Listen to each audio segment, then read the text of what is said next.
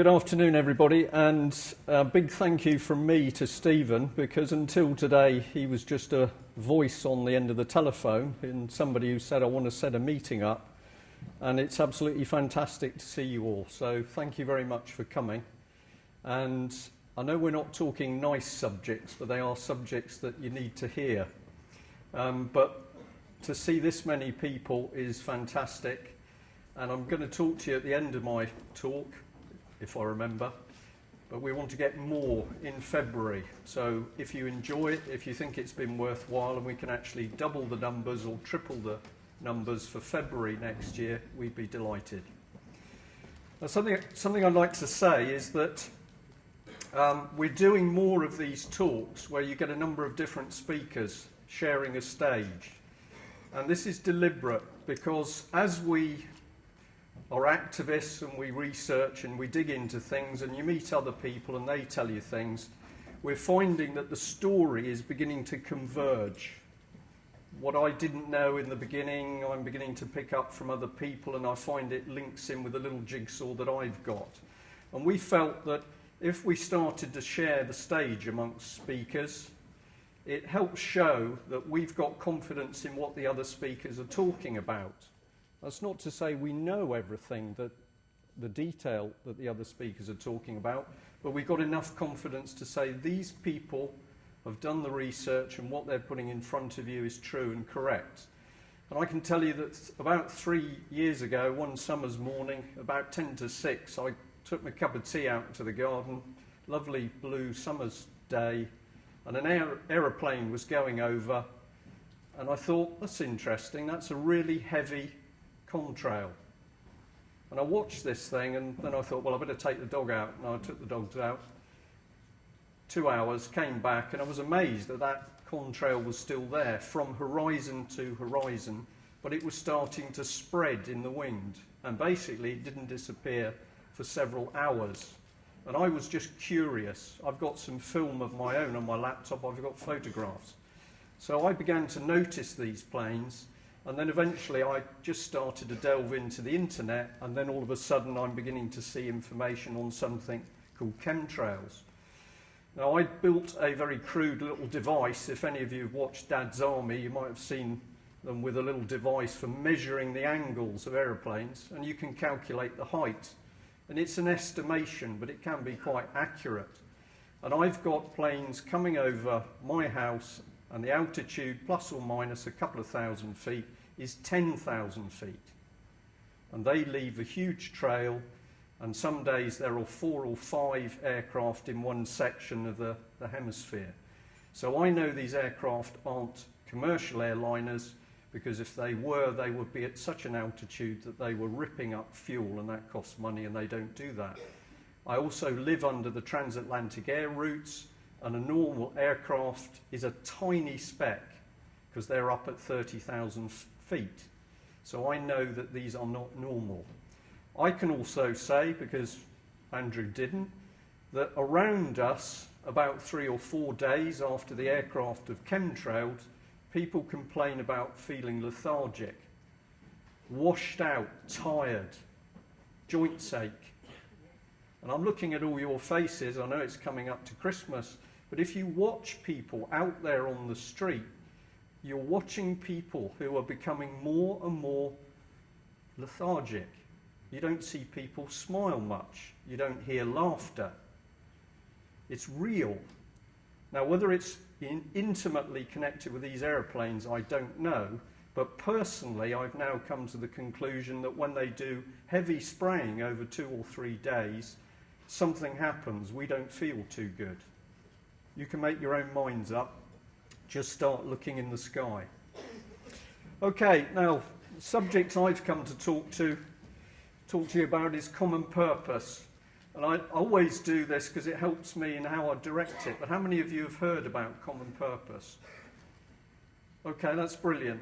Then I have a problem, which is that there are some of you who haven't, and I've got to recover some of the old information. There's too much evidence. This is one of the key problems, whether it's for Ian Crane or Andrew or Tony Gosling. The evidence, there's too much of it. So how do we put it across to you? So we've got to move fast. I've got a lot of information. I will be around all day, and if you've got questions, come and challenge me. I hope this is going to work. I want to do something positive. Excellent. We know something's going on in this country, and I'm going to be saying to you that this country, United Kingdom, Great Britain, Scotland, Wales, whatever you want to deem your country, is being taken apart, and it's being collapsed and dismantled, and it's happening very quickly, and we need to do something about it. And there are a variety of groups that have now set themselves up to get the truth out, truth movements. And one of the groups that I'm involved in is involved with lawful rebellion. We've had enough. We want to rebel, but we want to do it lawfully and peacefully. But we need to do something. And what I'd like to encourage you at the end of this session is to think about having a look for this website and getting involved. We don't want you to join a rigid organisation. We are not a political party. We're not going to form a political party. We don't want you to leave your own groups. What we want you to do is to start working with other groups, swapping information, gaining strength. Because the people we're up against love people who are isolated. And I know in the audience today there are some people who've suffered terribly from a system because they were isolated. And I'll tell you a bit more about that. So a positive thing up front, and now I want to depress you. I don't really, but it's not a nice subject. Confronting evil is something that's quite difficult. If you sit down with a new person and you try and tell them some things, and those things aren't nice, they don't want to know. They'd rather talk about Christmas and the Christmas shopping. And Ian Crane and myself came up on the train from Plymouth yesterday. On the Somerset levels, we watched the chemtrails. And later on, we met a very nice young couple on the train, and we got talking to them about what we did. And it was very interesting watching their emotions from being interested to, "Ooh, I don't want to go there." They're talking about paedophiles. "I don't want to go there." They're talking about people trying to kill us. And then they're curious. It's Pandora's box. So we're trying to get groups together. We don't want to take you over, but let's build a movement. In the country at the moment, there's chaos. Nothing works. And I haven't got to say very much because I know you know what I'm talking about. Just nothing works properly. There's constant change. Schools are changing. If you're a school teacher, the regime, the organisation changes every 5 minutes. The trains, who's in control of the trains? Do we know? Which company's going to have it? Where's it going? The banks, NHS, it's turmoil. And this cartoon is showing or suggesting that it's being driven. And I have no doubt it's being driven. And I'm going to say to you, as an ex-military man, we are being attacked. And the attack is to destroy this country, to weaken it to an extent. A new regime is going to take over. And that regime is a dictatorship. And what do dictatorships do? They murder people in huge quantities, especially troublemakers and domestic terrorists. And the word, or the phrase, domestic terrorist is being lined up for people like us who are standing up and telling the truth. Well, I believe it's worth it, because I have children and I don't want them to live in something akin to East Germany. But something nasty is operating up here. We can magic 900 billion for the banks, but we haven't got the money to run the NHS or care homes. Gordon Brown, have you heard of him? I believe he's local somewhere. He hasn't come today. It's a shame. Because I wanted to ask him, Gordon, where did you get the 900 billion from? Because if you can magic 900 billion for the banks, you can magic 900 billion to sort the rail infrastructure out. We are being lied to, and it doesn't matter which of the major parties, they are all liars, and they are working for this spider's web. Fact, these people have communist backgrounds. Marxist, Trotskyist, Leninist, fact. If I had had such a background as a naval officer, I wouldn't be a naval officer because I would have been vetted out as suspect.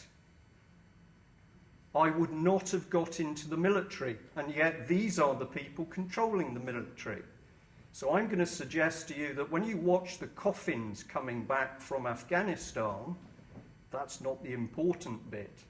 Those poor people are dead. The important bit are the hundreds and thousands who come back with bits of their bodies missing. These people know what they're doing, and they do not want British armed forces in Britain because the armed forces hold the key for who ultimately controls the country. I am not talking sedition, I'm talking lawful rebellion. Tories, are they any different? Well, they're not, because if you start picking at them, you find some very interesting connections, amongst other things, with the Bilderbergers, who Tony Gosling are going to talk about, an organisation with a Nazi background. And I believe that the chairman of the Tory party has even got a little bit of communist background. What a coincidence. It's extraordinary. If you're thinking, well, somebody in the audience is a communist, or their friend is a communist, or their dad's a communist, it's not a big problem for me, because I don't look at the Chinese and say there's 1 billion people and they're communists and they're all bad. What I do is say, amongst that regime, we've produced some pretty nasty people. So if we look at Lenin or Stalin or Mao Zedong or Pol Pot or wherever it is, within the label of vicious people who have murdered millions of people. And this is straight out of the Communist Manifesto, and this is what it said, and it meant it. And I'm particularly interested in abolishing the family. Why do you get rid of families? Because if you get rid of the family unit, you destroy power for the people. You leave children to be claimed by the state. And when they mean abolish the family, they really mean destroy the family. And if you watch the newspapers or read the newspapers and look in the TV such that it is, you are seeing more and more incidences where the family is being destroyed, either by sexual morality, or the fact that children are being taken away, or the husband and wife are being set against each other, or they're so poor they can't actually work as a team. This is not an accident, because you can create 900 billion to give the bankers. This is willful attack. And Andrew used a phrase which I haven't heard him use before, which is a bio-something attack. He's using the word attack. Brilliant. We are being attacked. When you can see the attack, we can do something about it. Here's the Communist International in 1928 simply telling us what's coming. And it's all happening, isn't it? Because the regions, Mr. Alex Salmon is telling you porky pies if you're somebody who's going for independence.